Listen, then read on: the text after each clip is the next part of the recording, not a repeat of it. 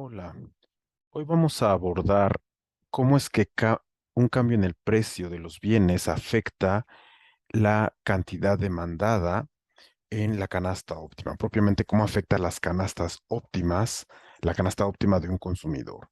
Para ello tenemos los conceptos de efecto ingreso y efecto sustitución. Nosotros cuando vemos un cambio en precios, únicamente vemos que el precio baja o aumenta, pero este cambio se divide en efecto ingreso y efecto sustitución, los cuales son componentes del cambio en precio en un bien. Vamos a entrar en materia. Tenemos aquí esta gráfica, la gráfica 1, donde mostramos una caída en el precio de X, P de X. La restricción presupuestaria original es la línea roja y lo que ocurre cuando cae el precio de X, esta línea roja tiene una rotación y se convierte en la línea verde. Con la canasta original tenemos, perdonen, con la restricción presupuestaria original alcanzamos la canasta de consumo A. Cuando se lleva a cabo la reducción del precio de X, alcanzamos la canasta C.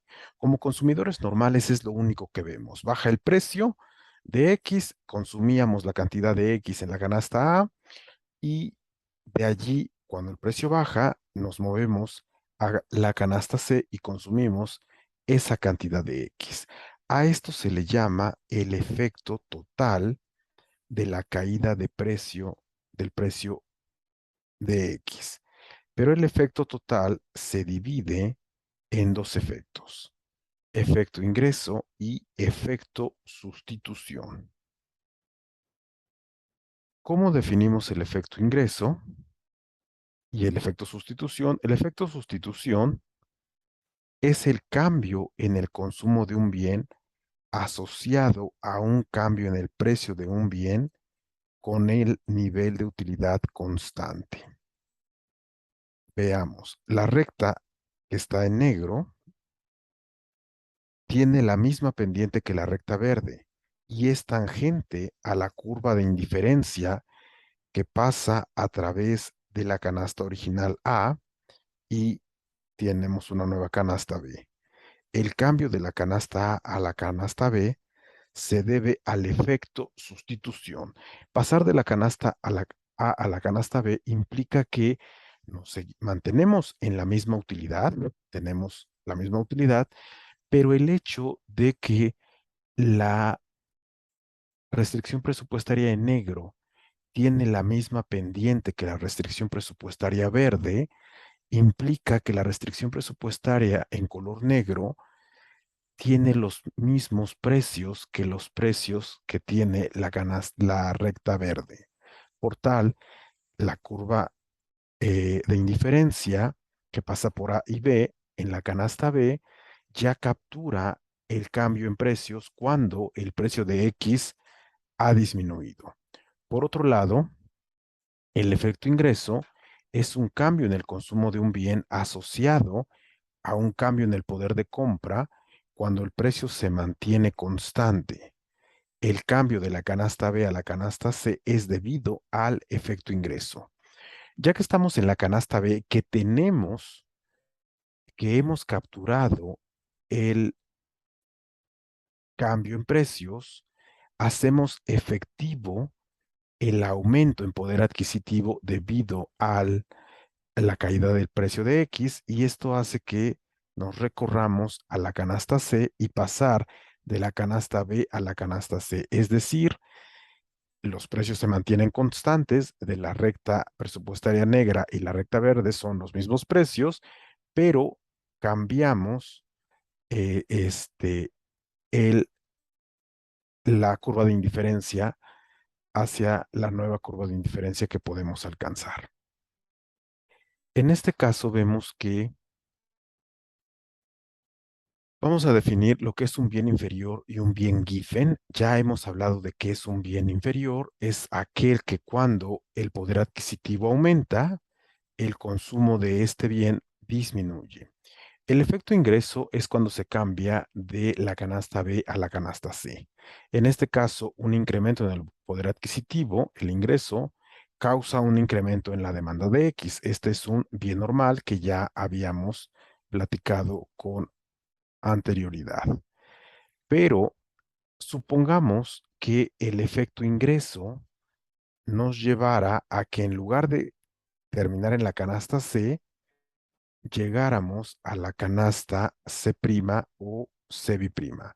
Es decir, imaginemos una situación donde nuestra canasta óptima fuera la canasta C', o la canasta C biprima. En ese caso, pasar de la canasta B a la canasta C' o C biprima, cualquiera de ellas, indicaría una reducción en el consumo de X. Por tal, en ese caso, el efecto ingreso nos indicaría que estaríamos en un bien inferior. Aumentas el poder adquisitivo y llegas a una canasta donde el consumo de X es menor, dado que su precio ha disminuido. Si el efecto total es un cambio de A a C', tal que una disminución en el precio causa una disminución en la demanda de X, llamamos a X un bien given. Este es un bien particular, el cual indica que cuando el precio disminuye, la cantidad demandada de un bien disminuye, o cuando el precio aumenta, la cantidad demandada de un bien aumenta. Aquí tenemos en esta tabla un resumen de los efectos, sustitución e ingreso. Como podemos darnos cuenta, tenemos la caída en el precio del bien X. Este bien es un bien normal si, por un lado, el efecto sustitución hace que aumente la cantidad demandada del bien X, y el efecto ingreso también hace que aumente la cantidad demandada del bien X. Es decir, disminuye el precio, aumenta el poder adquisitivo. Tanto el efecto sustitución como el efecto ingreso nos llevan a aumentar la cantidad demandada de X. Pero en un bien inferior, la caída en el precio de X implica que el efecto sustitución nos lleva a aumentar la cantidad demandada de X, y el efecto ingreso nos lleva a disminuir la cantidad demandada de X. Nos damos cuenta que en un bien inferior, el efecto ingreso y el efecto sustitución tienen implicaciones diferentes, y esta, digamos, lucha de fuerzas nos puede llevar a que si el efecto en un bien inferior, si el efecto sustitución es mayor al efecto ingreso, la cantidad demandada de X se incrementa. Pero si el efecto sustitución es menor al efecto ingreso, la cantidad demandada de X disminuye, y en este caso se dice que X es un bien inusual llamado bien given. Y el ejemplo más común que se tiene de un bien given es el ejemplo que se dio en algún momento en la historia de Irlanda, y se le conoce como escasez de papa irlandesa. La gente consumía muchas papas, pero poca carne y otros alimentos, ya que la carne era más cara. El precio de la papa se elevó. Como consecuencia, la gente tenía menos dinero para consumir carne, por lo que comían más papas en lugar de carne. Esto nos dice que la curva de demanda de la papa en ese periodo tenía pendiente positiva. Entre más aumenta el precio, más papa consumes, porque ya no te alcanza para comprar otros alimentos o carne. Hay que pensar, por favor, en otros bienes que pudieran ser ejemplos de bienes given. Por otro lado, también vamos a platicar de la demanda individual y la demanda de mercado. Considera una población donde hay n individuos y dos bienes. Dos bienes pueden ser jugo y hamburguesas, que son los que hemos manejado, sea X y 1 la cantidad demandada del individuo Y, que el individuo Y demanda del bien 1 puede ser la cantidad que el individuo Y demanda de jugo. Por otro lado, X2, la cantidad que el individuo Y demanda del bien 2, el individuo Y podría demandar hamburguesas y Y va del 1 al N. Es decir, cada individuo tiene su demanda por el bien 1, que serían vasos de jugo, y por el bien 2, que serían hamburguesas. Por lo tanto, la demanda de mercado del bien 1 de vasos de jugo se define como sigue. La demanda de mercado del bien 1, también llamada demanda agregada del bien 1, denotada por XM superíndice 1, M de mercado, es la suma horizontal de las demandas individuales por el bien 1.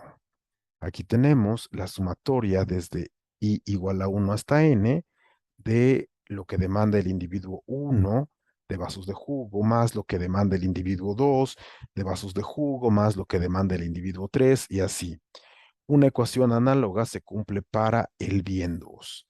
La demanda de mercado se expande cuando hay más consumidores en el mercado y los factores que afectan a las demandas individuales afectan a la demanda de mercado.